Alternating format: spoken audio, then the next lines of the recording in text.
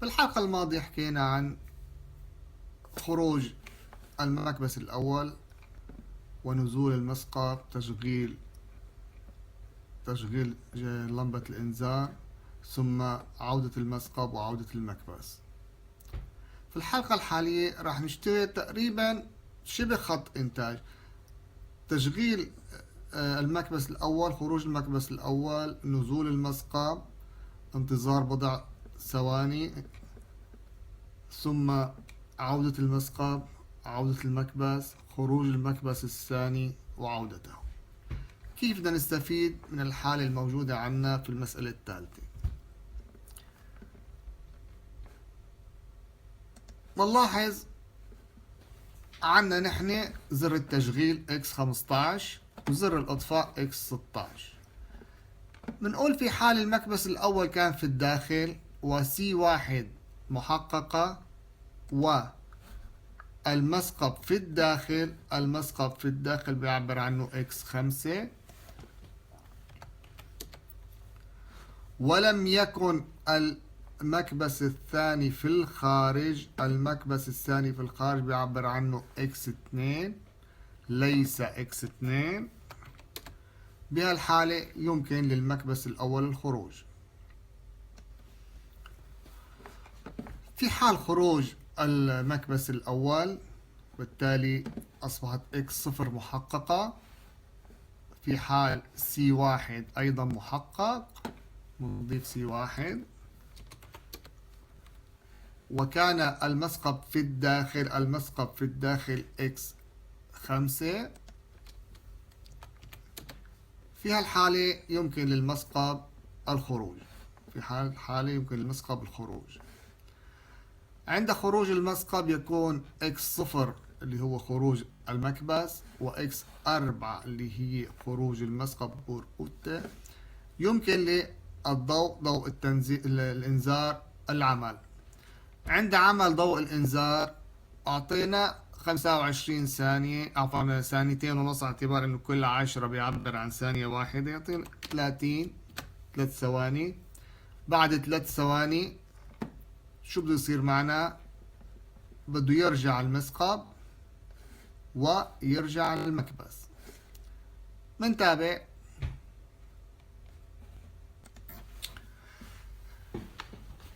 عند وصول المكبس الأول إلى الداخل أي X1 والمسقط إلى الداخل X5،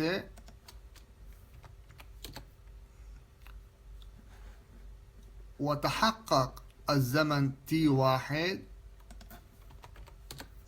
نستطيع في هذه الحالة أن نقول على المكبس الثاني الخروج.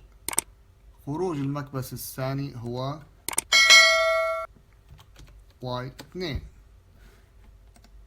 حساس الخروج للمكبس الثاني هو X2. في حال X2 عودة المكبس إلى الداخل Y3. يا ترى كافي هذا الأمر ليتم تشغيل البرنامج؟ دعونا نرى. شغلنا البرنامج، نضغط على زر تشغيل خط الإنتاج.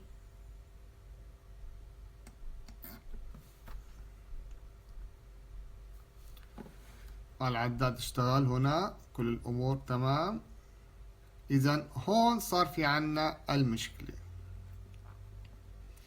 لم يعطي المكبس الأول العمل إلى المكبس الثاني. لماذا؟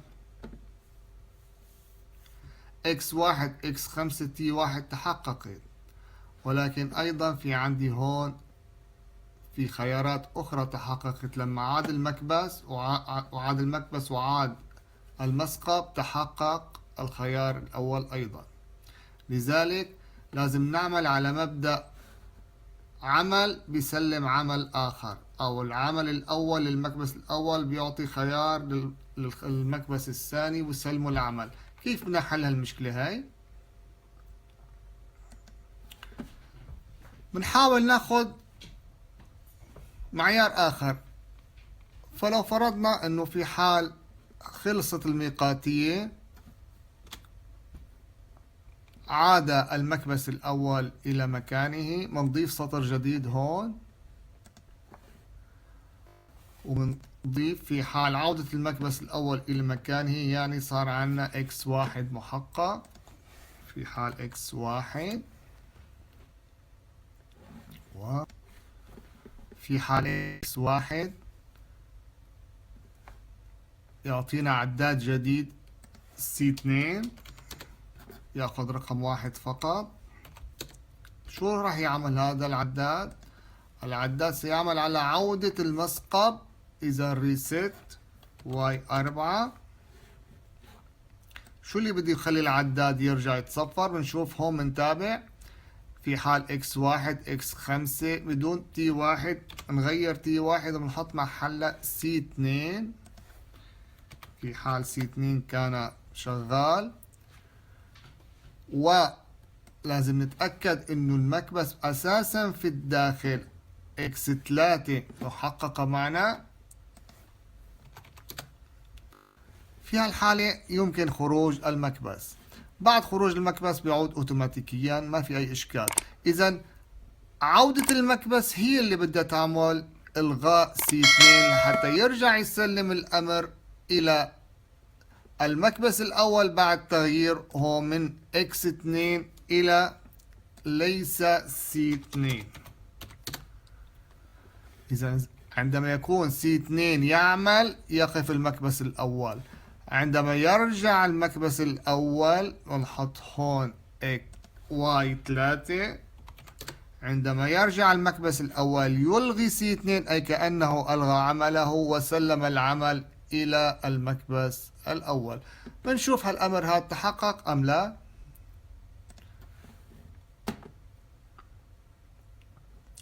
ضغط على x15.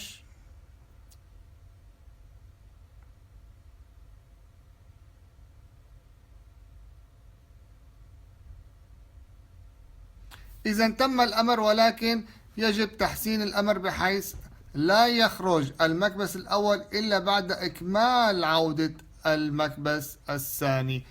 الأمر بسيط. نوقف البرنامج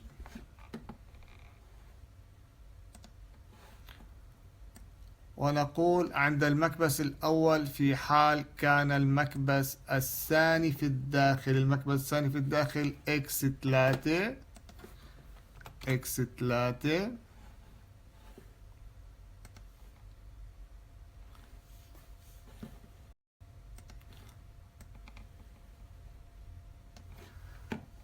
نرجع نشغل البرنامج. x15 خرج المكبس الأول، نزل المسقاب، اشتغل الإنذار، عاد المكبس الأول، عاد المسقاب، خرج المكبس الثاني وعاد، ثم عاد المكبس. إذا تم الأمر. وهي بكون حلينا المسألة الثانية. تقريبا هذه خطوات كتير مهمة في تشغيل خط الإنتاج. هل نستطيع تحسين هذا البرنامج؟ هل نستطيع العمل على هذا البرنامج بشكل أفضل؟ لنوقف البرنامج أولا. نحاول أن نجمع هذين السطرين مع بعض. في حال y7 و x1، أو الأفضل نعطيها في حال y7 و c1.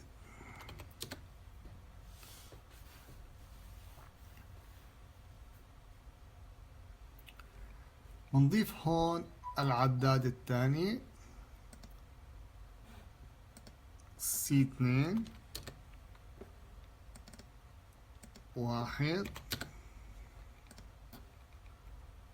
والريست y3. ثم نضيف هنا ريست y4. لنرى كيف سيصبح هذا البرنامج. نلغي هذا السطر delete x15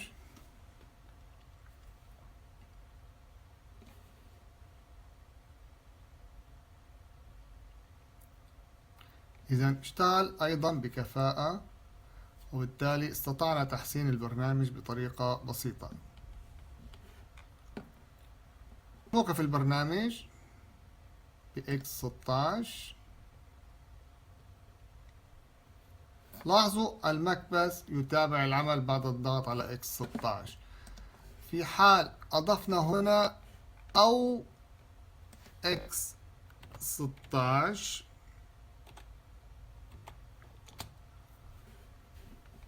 نلاحظ هل سيتابع هذا المكبس العمل؟ نشغل البرنامج X15.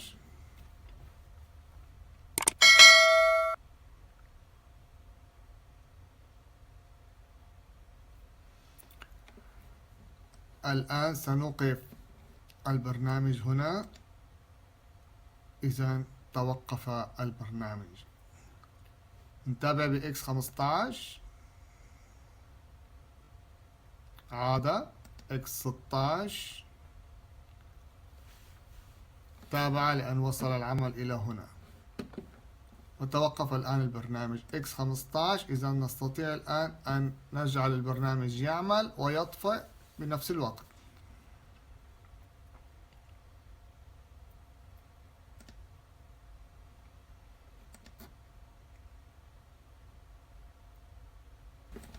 وإن شاء الله بالحلقة القادمة بنحاول نحسن شغلنا لحتى نوصل للحل النهائي لخط الإنتاج بشكل كامل. كان معكم مصطفى من السويد، والسلام عليكم ورحمة الله.